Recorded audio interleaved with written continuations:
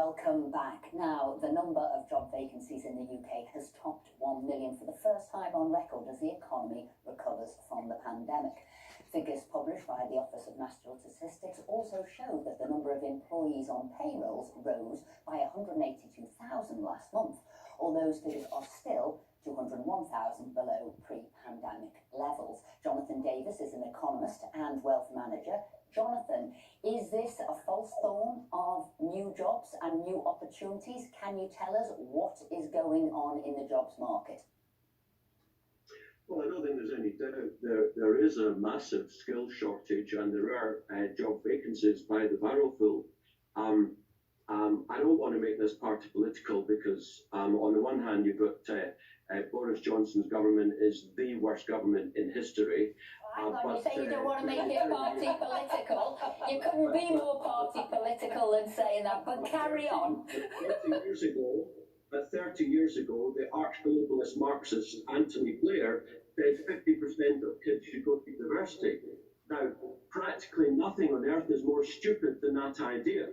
But that is, of course, what we've done. So you've got millions of graduates who can't change a light bulb, who can't change a plug. We've got massive skill shortages in plumbing, in electrics, in boilers, in roads, you name it.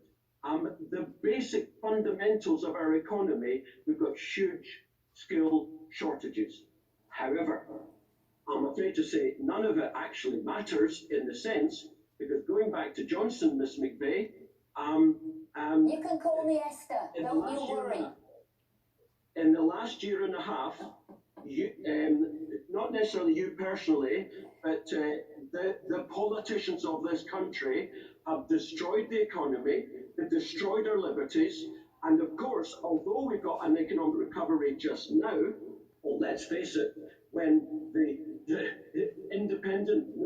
dependent Bank of England prints nearly £1,000 billion, free money, which some of it goes into the economy, of course you're going to get an economic recovery, and of course you're going to get recovery from the greatest recession in 300 years, but you idiot politicians are going to put us into lockdown again the next time we have a flu, which is in November.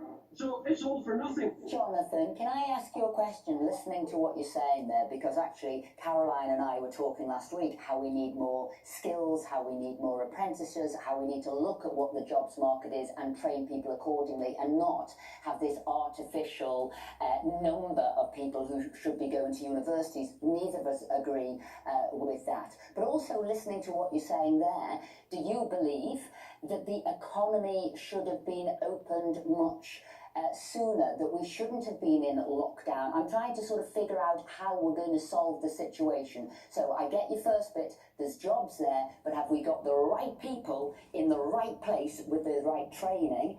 Also, how has COVID changed the economy that certain jobs that isn't there anymore, how are we going to get people into them? Equally, you're speaking to somebody who was the Secretary of State for Work and Pensions, and can I say the period I was there, we had 1,000 more people going into work each and every day, and we had employment at record levels. So we can work with business, and we can work with individuals. How do you think, with your expertise, we're going to solve the current post-pandemic situation? Well, first of all, you changed the narrative. I mean, you just said what COVID has done to the economy and the post-pandemic. I'm sorry, I simply do not accept the premise that we've had a pandemic. Scientist after scientist, doctor after doctor, organization after organization has said it's an immaterial coronavirus. It's a respiratory virus. You cannot win against a respiratory virus.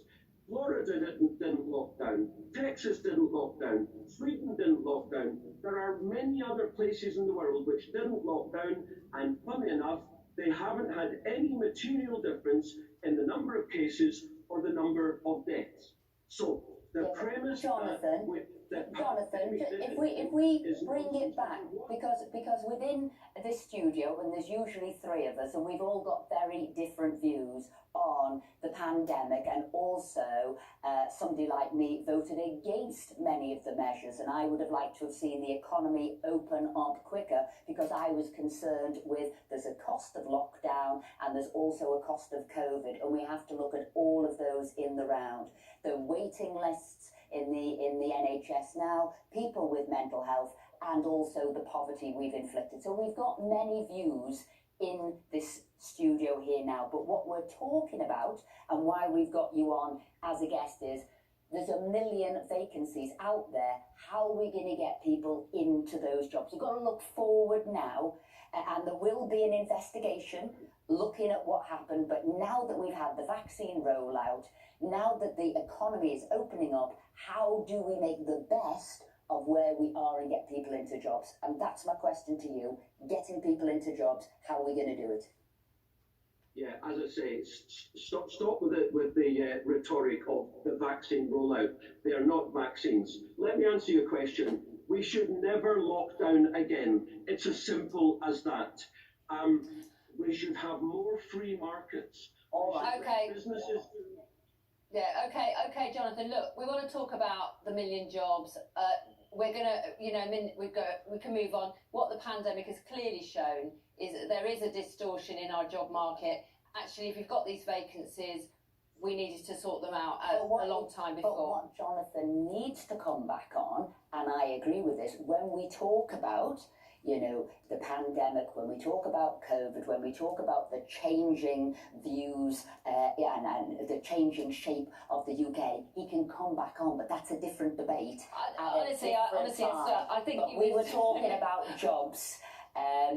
Sorry, there is evidence on vaccines. There is evidence on the pandemic, and there's no point having someone come on and just say a load of tripe about that's not an issue. It doesn't help us have a discussion about the job market, the vacancies, why we're so reliant on a service economy, why we aren't manufacturing more. That might create the more stable jobs for the future that can recover quicker.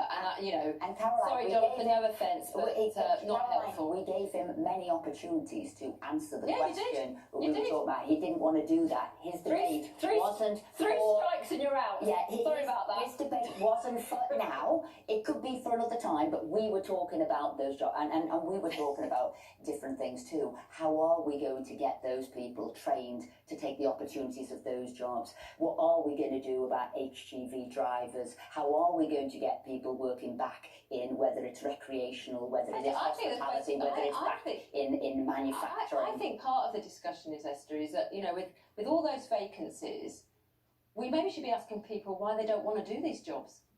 I mean, maybe that's a question to us. Maybe it's because... GB News, what do you think? Caroline's hit on a cracking question there. Because actually, why can't we fill these vacancies? I think it is part of the story, which is we've talked about before, which is we're not actually highlighting or marketing these jobs to young people. We're not telling them how much they can earn as an HGV driver, or if they work in certain sectors. I think paid talks for people if they knew a bit more about that. We're not creating the skills. We're not putting the emphasis on vocational training. But to be honest, there are also a number of jobs that people don't seem to want to do in our country. Why is that? Tell us your views on this.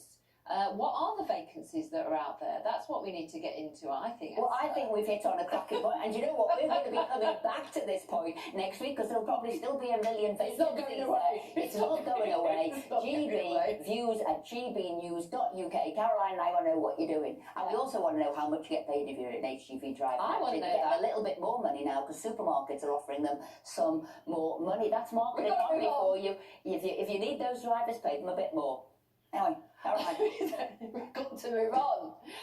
Right, campaigners are